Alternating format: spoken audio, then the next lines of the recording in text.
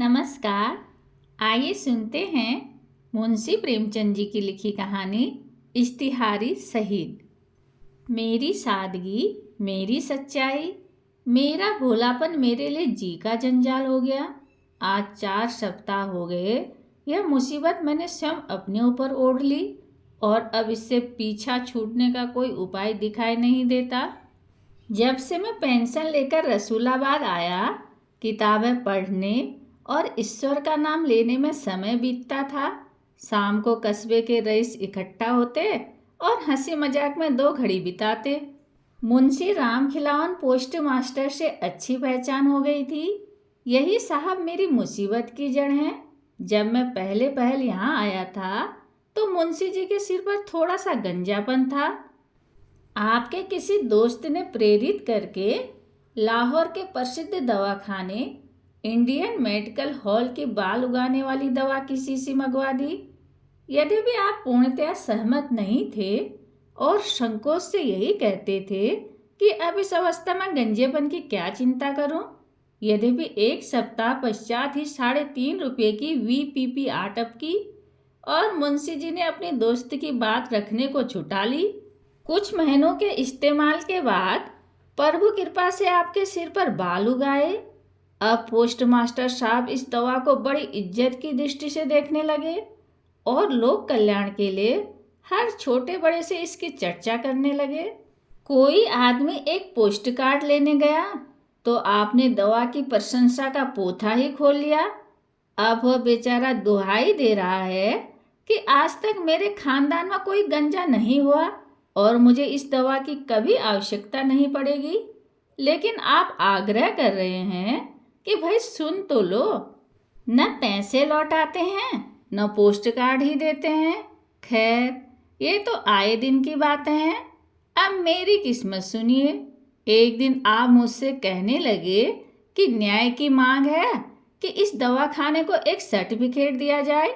क्योंकि मेरा अनुभव व्यापक था और मैंने लंबे समय तक तहसीलदार के पद पर अत्यंत कुशलता के साथ कार्य किया था, इसलिए वे इस सर्टिफिकेट को प्रमाणित कराने के लिए मेरे पास आए। मैंने भी इसे एक महत्वहीन बात समझकर पूरा घटनाक्रम लिखकर उसके अंत में अपने हस्ताक्षर कर दिए। बस मानो उसी दिन से एक नई बला मेरे सिर आन गिरी।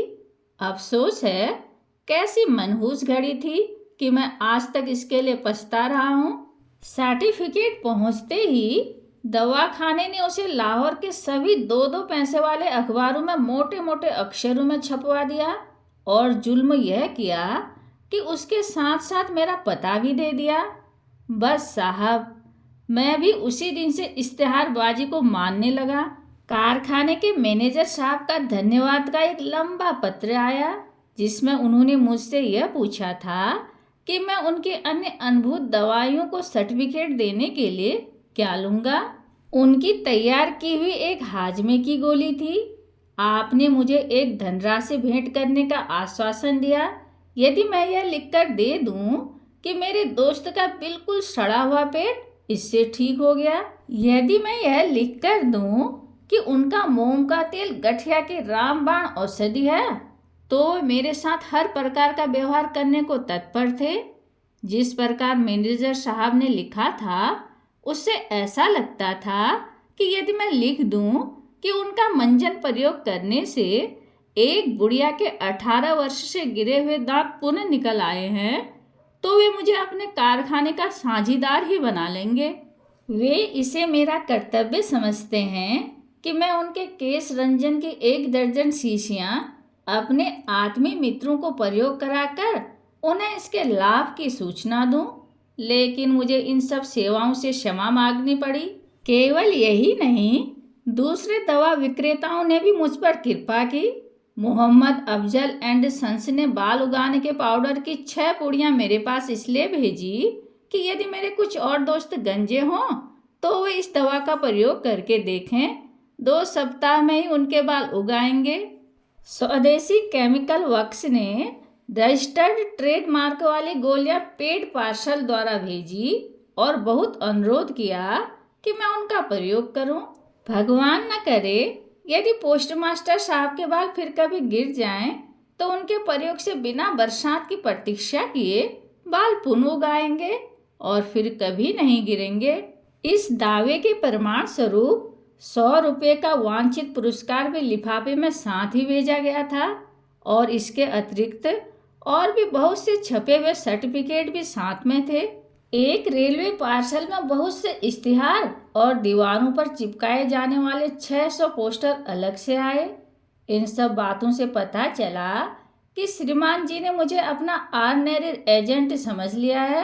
जरा यह उदारता तो देखिए, आपने मेरे माध्यम से जाने वाले ऑर्डर पर उचित कमीशन का भी वादा कर लिया। 50 वर्षों से बालों के संबंध में हर प्रकार का कार्य करने वाली बालजिया कंपनी ने भी अपने तेल के 1 दर्जन नमूने की शीशियां भेजी, जिससे मेरे दोस्तों के बाल थोड़े समय में ही निकल आए। वैदिक प्रचारक कंपनी जालंधर के एजेंट स्वयं कष्ट उठाकर मुझसे मिलने आए और अपनी दवा की 6 डिब्बियां दे गए कि मेरे दोस्तों तथा परिचितों में जो गंजे शेष रह गए हों उन पर इस दवा का प्रयोग करके देखा जाए। मतलब यह है कि मैं इन कृपाओं से इतना परेशान हुआ कि मैंने लाहौर के दैनिक अखबारों में छपवा दिया कि अब मेरे कोई दोस्त गंजे शेष नहीं रहे और इसलिए अब कोई साहब अपनी मूल्यवान दवाइयाँ मेरे पास परीक्षा के लिए भेजने का कष्ट ना करे। लेकिन इस पर भी मुझे छुटकारा न मिला। वास्तव में जितने प्रकार के पत्र मेरे पास आए, यदि मैं उन सब की नकल करूं तो एक भारी भरकम किताब तैयार हो जाए। मैं विश्वास के साथ कह सकता हूं कि जिस दिन से पोस्टमास्टर साहब के गंजेपन के अनुभव अखबारों में प्रकाशित हुए, तब से इस कस्बे की डांक चौगुनी हो गई है।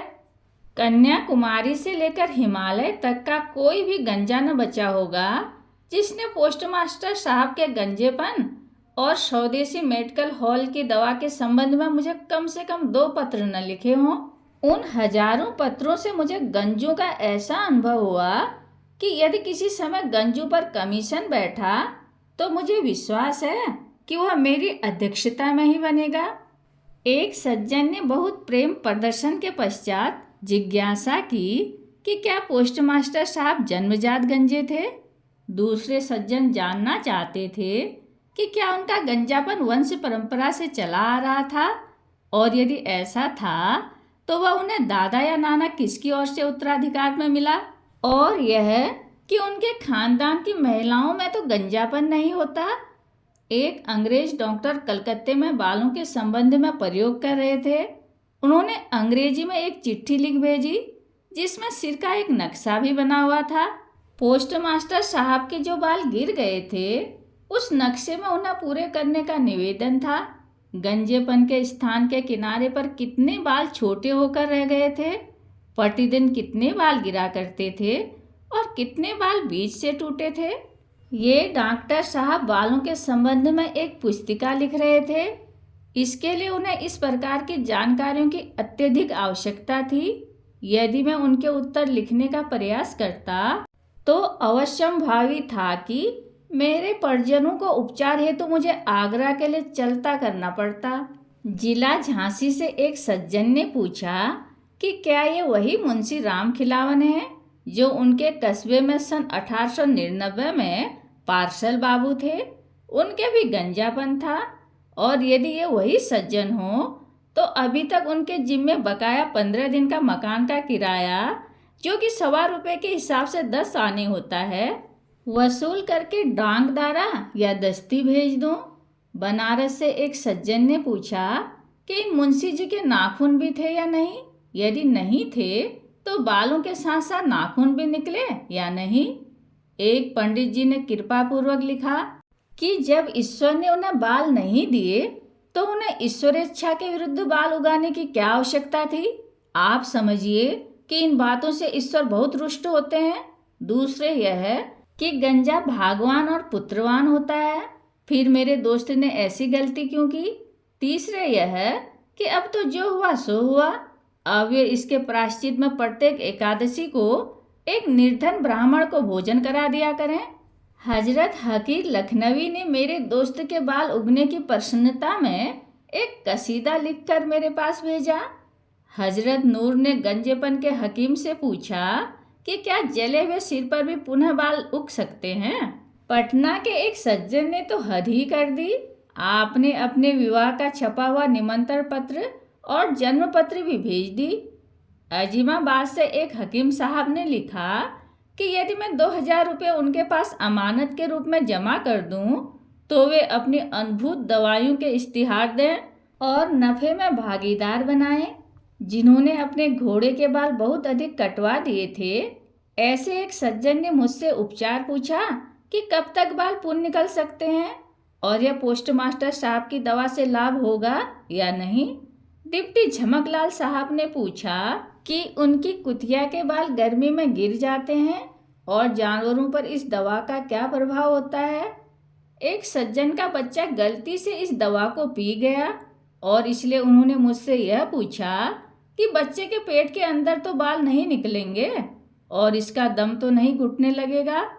उन्होंने मुझसे सलाह भी मांगी कि यदि उसे बाल सफा की एक शीशी पिला दें तो कैसा रहे, ताकि बाल निकलने के साथ साथ ही सफा भी होते चलें।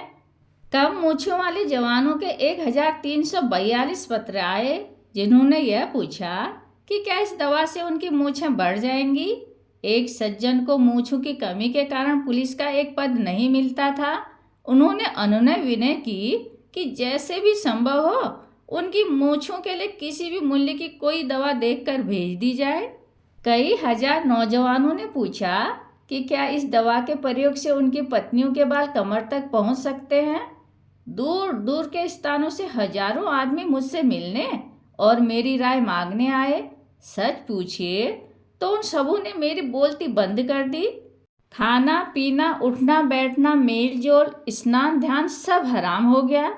मतलब यह है कि जिस समय देखिए कोई न कोई सज्जन आए डटे बैठा है।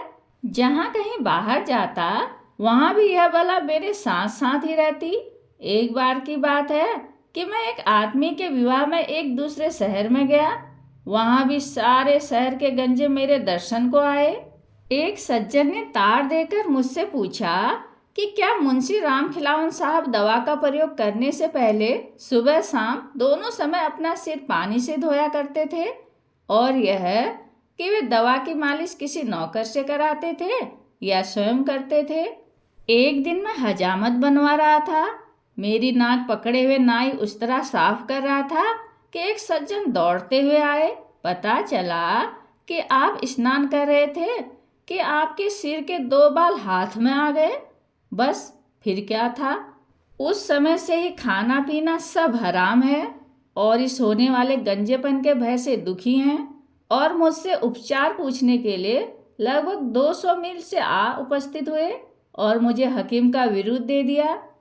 एक बार मुझे सूचना मिली कि किसी समय मुझ पर बहुत कृपालु रहे जौनपुर के कमिश्नर मिस्टर एडम्स साहब बहादुर शाम की गाड़ी से मेरे कस्बे के स्टेशन से होते हुए जा रहे हैं। मुझे उनकी कृपाएं याद थी और भैया के संबंध में भी स्मरण कराना था, इसलिए मैं उनसे भेंट करने स्टेशन को गया।